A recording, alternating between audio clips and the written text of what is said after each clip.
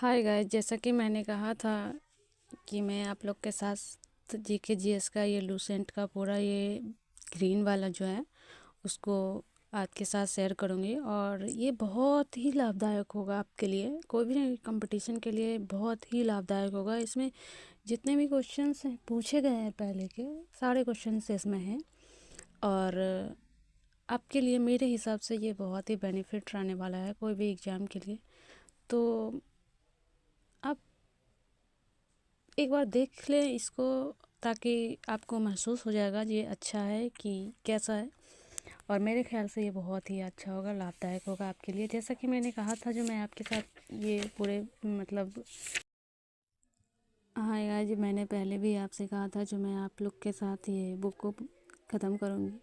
और मैं आज ये पहला चैप्टर है और इसमें टोटल कितने सारे क्वेश्चंस हैं वो मैं आपको बता रही हूँ। आई थिंक 80 क्वेश्चंस हैं इसमें, और 80 क्वेश्चंस मैं आपके साथ कर रही हूँ। और ये आपको बहुत ही बेनिफिट होने वाला है, हर एग्जाम को कवर करने वाला है ये। तो फर्स्ट क्वेश्चन मैंने ये इसमें टिक लगाया हुआ है, मैंने पहले मतलब देखा है। और ऐसा नहीं है कि सारे क्वेश्चंस मुझे आते ही है, मैंने खुद से इसमें टिक लगाया, फिर मैंने आंसर को मिलाया।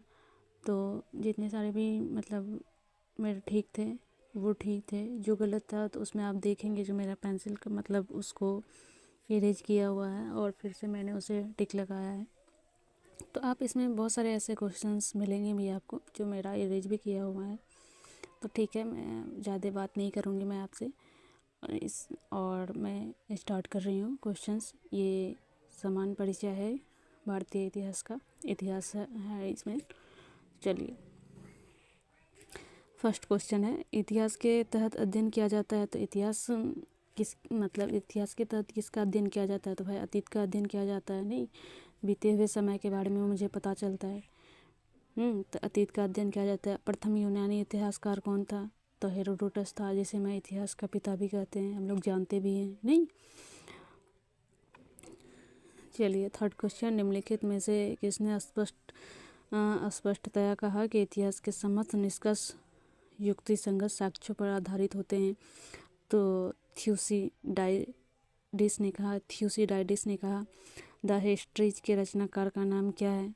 तो देखिए, है ना, इरेज किया हुआ है ना मेरा, मैंने पिनली लगा दिया था, लेकिन नहीं, पिनली नहीं होगा, हेरोडोटस होगा। तो मतलब कुछ ऐसा नहीं है जो सारा क्वेश्चन मुझे भी आते हैं, मेरा भी कुछ गलत हो गया था, बट फिर से मैंने इरेज किया और फिर हेरोडोटस ही होगा इसका आंसर। ठीक है, इतिहास के पिता किसको बोला जाता है? तो हेरोडोटस को बोला जाता है। नहीं, 6 नंबर क्वेश्चन है, इतिहास अपने को दोहराता है, यह किसका कथन है? तो हिगले का कथन है। हम इतिहास से यही सीखते हैं कि आदमी इतिहास के सभी कुछ नहीं सीखता, इतिहास से सभी कुछ नहीं सीखता। यह कथन किसका है? ये भी हिगले का ही है। 8 नंबर क्वेश्चन है, किसका कथन है समस्त इतिहास वर्ग संघर्ष का इतिहास है? तो कार्ल मार्क्स का कहना है। निम्नलिखित में से कौन सा एक इतिहास के विषय में मार्क्स के दृष्टि का संक्षिप्त वर्णन करता है? तो ये इतिहास शोक और शोषित वर्गों के बीच संघर्ष का सिलसिला है। नहीं, ये भी कार्ल मार्क्स के द्वारा ही मतलब उसके अनुसार बोला गया है। 10th नंबर का क्वेश्चन है, निम्नलिखित में से किसने द्वंद्वात्मक भौतिकवाद के सिद्धांत का प्रतिपादन किया? तो ये मार्क्स ने किया। 11th नंबर क्वेश्चन है, कार्ल मार्क्स ने वर्ग संघर्ष की प्रक्रिया को निम्नलिखित में से किस सिद्धांत की मदद से समझाया?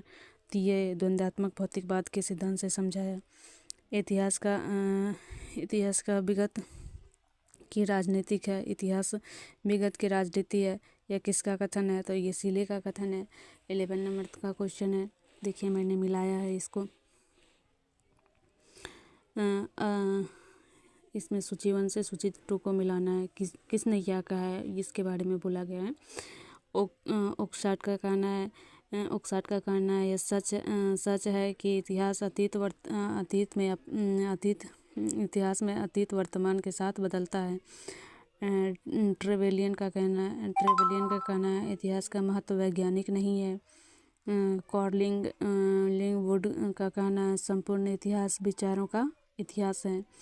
ब्यूरी का कहना है इतिहास स्वतः मात्र एक विज्ञान है, इससे कम नहीं और इससे इससे इससे अधिक नहीं। नहीं तो मैंने पहले ही इसको लगाया, देख रहे हैं। किस 14 नंबर का क्वेश्चन है, किस इतिहास दर्शन शास्त्र ने कहा कि समस्त इतिहास समकालीन इतिहास है? तो बेनेडिटो क्रोच ने कहा इतिहास वर्तमान एवं अतीत के बीच अंतहीन वार्ता। यह किसका कहना है? तो E.H. कार का है। तिथियों के साथ प्रयुक्त होने वाला BC किसका संक्षिप्त वर्णन है? तो बिफोर क्राइस्ट का वर्णन है।